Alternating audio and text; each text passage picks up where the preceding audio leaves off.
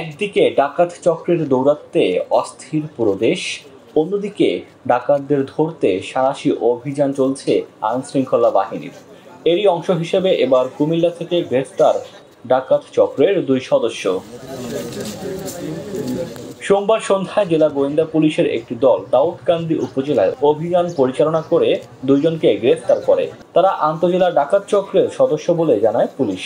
এ সময় তাদের কাছ থেকে 2টি বিদেশি পিস্তল, একটি দেশীয় তৈরি পাইপ গান, 6 রাউন্ড গুলি ও 2 রাউন্ড কার্তুজ উদ্ধার করা হয়। জেলা পুলিশ সুপার জানান, গোপন তথ্যের ভিত্তিতে মামুন নামে এক সদস্যকে মোহন পাম্প এলাকা থেকে গ্রেফতার করা হয়। তার দেয়া তথ্য অনুযায়ী বাসায় তল্লাশি করে আগ্নেয়াস্ত্র জব্দ করা হয়। পরে আরেক সদস্য আরিফকে গ্রেফতার করে। এরপর আরিফের দেওয়া তথ্য অনুযায়ী গৌরীপুর এলাকার একটি বাসা থেকে 3 রাউন্ড গুলিসহ আরেকটি বিদেশি পিস্তল উদ্ধার করা হয়। যেটা বলছেন, কিশোরগঞ্জের দৌরাত্ম্য অনেকটা কম এই কুমিল্লা শহরে, এবং ছিনতাই প্রতিরোধে আমাদের বিশেষ মোবাইল প্রতিদিন কাজ করছে, এবং রাত্রেও আমরা মাঠে থেকে তাদেরকে গ্রেপ্তার করার চেষ্টা করছি।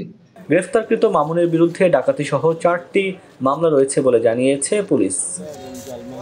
ডেস্ক রিপোর্ট, দৈনিক ডেস্টিনি।